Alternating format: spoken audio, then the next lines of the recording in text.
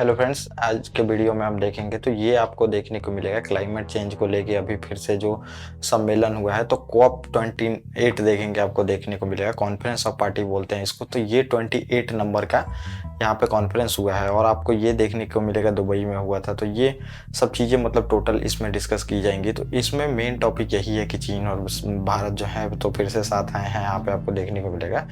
तो इसमें हुआ क्या है देखेंगे तो क्लाइमेट चेंज को लेके देखेंगे। यूनाइटेड नेशंस समझिए क्लाइमेट चेंज को लेके हमेशा बैठक करता है। तो पेरिस समझौता भी आप देखेंगे तो पेरिस समझौता भी हुआ था। तो बहुत सारे इसमें समझौते होते हैं। समझौते में क्या होगा आपको देखने को मिलेगा तो ये कार्बन जो उत्सर्जन होता है इसको धीरे धीरे कम करने का बात किया जाता है। जितने भी देखेंगे जीवाश्म ईंधन होते हैं जैसे कोयला या फिर जो चीज़ें समझिए जीवाश्म ईंधन जो मतलब कि समझिए ज़मीन से निकलते हैं और उसको हम बिजली में यूज करते हैं, मतलब बिजली का प्रोडक्शन में यूज करते हैं, बहुत सारी चीज़ों में यूज करते हैं। तो उनको लेके अभी कर्टेल मतलब कि कम करने का बात किया जाता है, ताकि जो ग्लोबल वार्मिंग बढ़ रही है और देखेंगे कि पृथ्वी का टेम्परेचर बढ़ रहा है तो उसको कम ही लाया जा सके। तो उसी को लेके देखेंगे बार बार मीटिंग होते रहती है। हर एक साल एक मीटिंग होती है जिसमें कि सभी देश यहाँ पे एकजुट आते हैं, यहाँ पे फैसला लिया जाता है।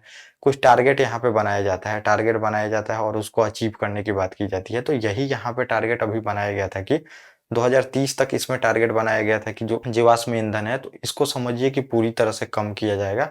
और रिन्यूएबल एनर्जी जितने भी हैं आपको देखने को मिलेंगे, सोलर पैनल चाहे जितने भी मतलब समझिए रिन्यूएबल एनर्जी होते हैं जिसमें कि जीवाश्म ईंधन का यूज नहीं किया जाता है। तो सौर ऊर्जा, पवन ऊर्जा, ये सब चीज़ें आती हैं रिन्यूएबल एनर्जी में। तो इनको बढ़ा के 3 गुना करने का यहाँ पे बात किया गया है और पूरी तरह से जो देखेंगे तो जीवाश्म ईंधन को कम करने की बात की जा रही है। तो इसमें सभी देश तो राजी हो गए हैं, लेकिन चीन और भारत देखेंगे तो इसमें राजी नहीं हुए हैं।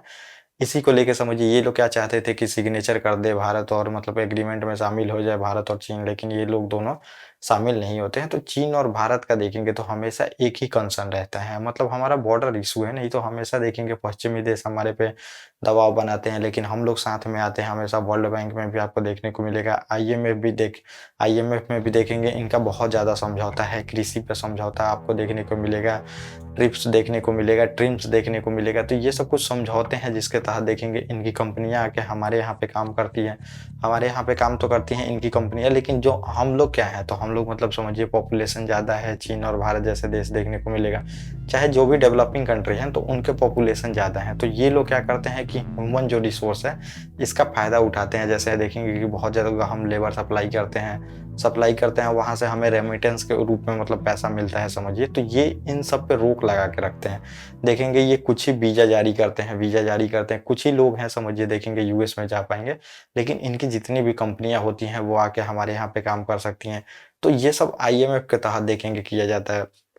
फिर देखेंगे वर्ल्ड बैंक पे, फिर आप देखेंगे सभी जगह पे इन लोगों का ही देखेंगे पूरी तरह से। जितने भी कर्मचारी भी होते हैं तो इन्हीं के होते हैं। जितने भी पश्चिमी कंट्री हैं, डेवलप कंट्री, उसमें चीन और भारत जैसे देशों का नहीं सुना जाता है। उसमें हमेशा दबाव बना के रखा जाता है। इसी से देखेंगे कि हमेशा देखेंगे यूएस में और फिर जितने भी समझिए पश्चिमी कंट्री एक साथ हैं, trade war, tariff war China से चलते रहता है। हमसे भी अभी देखेंगे तनातनी चलते ही रह रही है।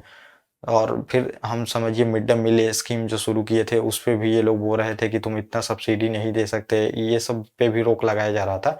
लेकिन फिर भी हम नहीं मानते हैं उस पे, चीन भी वहाँ पे हमारा सपोर्ट किया था। तो यही है। अब समझिए जो ग्लोबल वार्मिंग बढ़ी है तो ये अभी की तो देन है नहीं। ये जो आप देखेंगे इंडस्ट्रियल रेवोल्यूशन हुआ था, पश्चिमी कंट्री में हुआ, देखेंगे ब्रिटेन से शुरू हुआ, जापान में भी हुआ, पूरे यूरोप में हुआ, यूएस में हुआ। पूरी तरह से देखेंगे इन्होंने जीवाश्म ईंधन का यूज किया। फिर उसके बाद ग्लोबल वार्मिंग बहुत ज़्यादा बढ़ गई। ग्लोबल वार्मिंग बढ़ी तभी आपको देखने को मिलेगा अभी जो टेम्परेचर बढ़ा है। तो ये अभी की देन नहीं है, ये 200-250 साल पहले की देन है जो अभी देख रहा है। तो अब हमारे यहाँ पे इंडस्ट्रियल रेगुलेशन देखेंगे अब आ रहा है। ये कंट्री डेवलप हो चुकी है, बहुत पहले ही देखेंगे डेवलप हो चुकी हैं।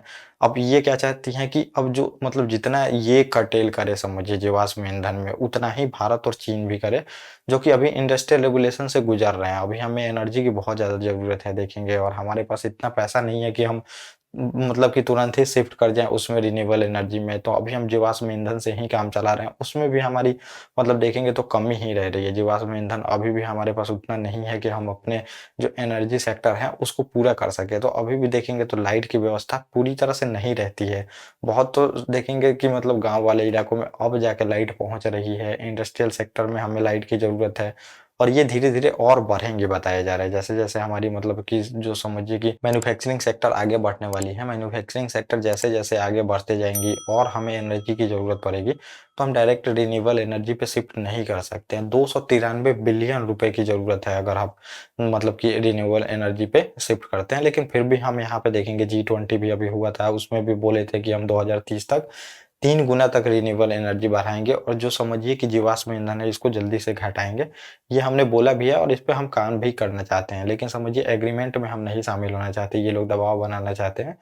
और समझिए कि जो पेरिस समझौता हुआ था आपको देखने को मिलेगा, उसमें एक फंड बनाया गया था। फंड बनाया गया था, उसमें बोला गया था 100 बिलियन रुपया दिया जाएगा।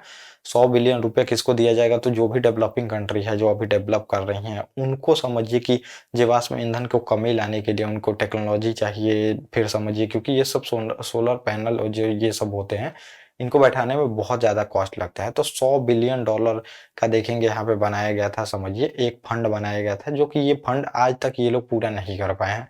तो इसमें कौन आते हैं? तो पूरे डेवलपिंग कंट्री आते हैं। इसमें ये नहीं है कि हमें ही मिल जाता है, जो-जो गरीब देश हैं उनको मिलता है समझिए। लेकिन हमें अगर समझिए शिफ्ट करना है 3 गुना तक रिन्यूएबल एनर्जी में तो 293 बिलियन रुपए बताया गया है समझिए। ये बहुत बड़ा रकम है जो कि अभी हम अफोर्ड नहीं कर सकते हैं, अभी डेवलपिंग फेज में है।